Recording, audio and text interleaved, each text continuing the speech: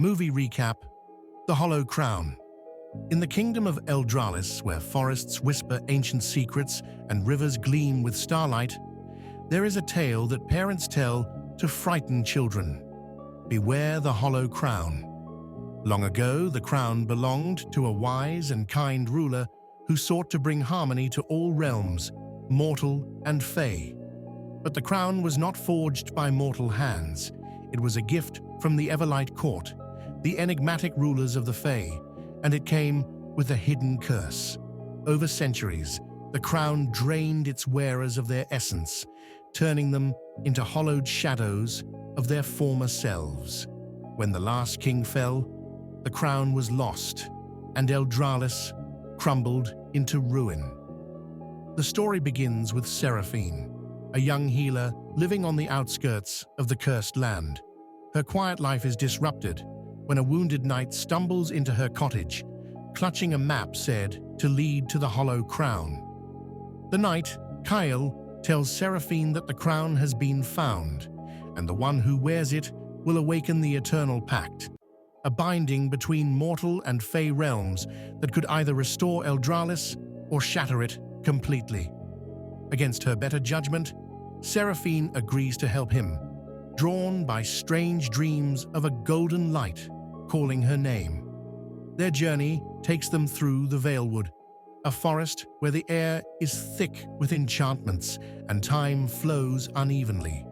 The trees seem to move when unobserved, and fragments of forgotten songs drift on the wind. In the depths of the Valewood, Seraphine and Kale encounter Lorien, a fae trickster who claims to have once served the Everlight Court.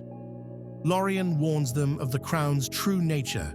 It is not merely a symbol of power, but a living entity, woven from the will of the fae and the shadows of mortal ambition. As the trio ventures deeper, they face trials that test their resolve. A lake of liquid starlight shows them visions of what they desire most, tempting them to abandon their quest. An ancient stone bridge, guarded by spectral knights, demands a toll in memories, forcing each to give up pieces of their past. Seraphine begins to realize the crown is tied to her in ways she cannot yet understand. The dreams she's been having are not her own, but echoes of the crown's long-forgotten history. When they finally reach the ruins of Eldralis, they find the Hollow Crown resting upon an obsidian pedestal in the throne room of a shattered castle.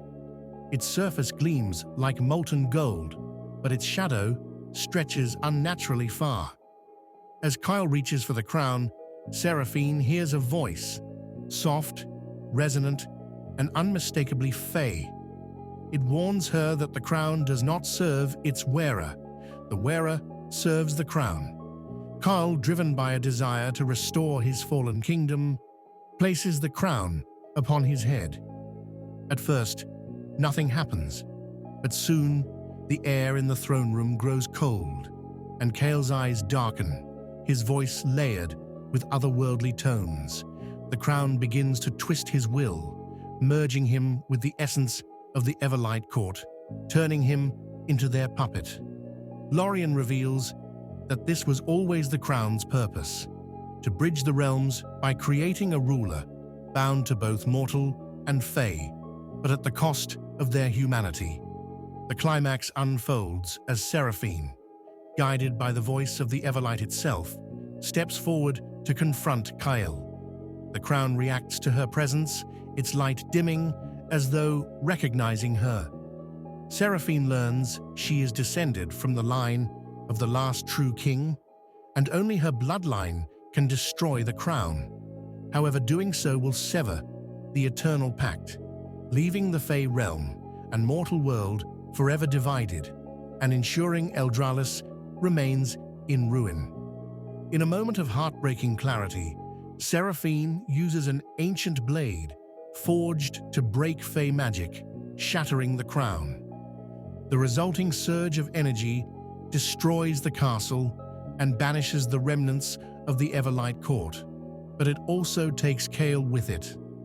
As the dust settles, Seraphine finds herself alone in the ruins, her connection to the Fae realm severed, but her world finally free from its influence.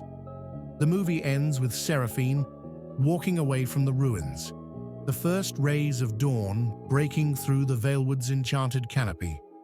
In her hand, she carries a single shard of the crown, its light now faint and harmless.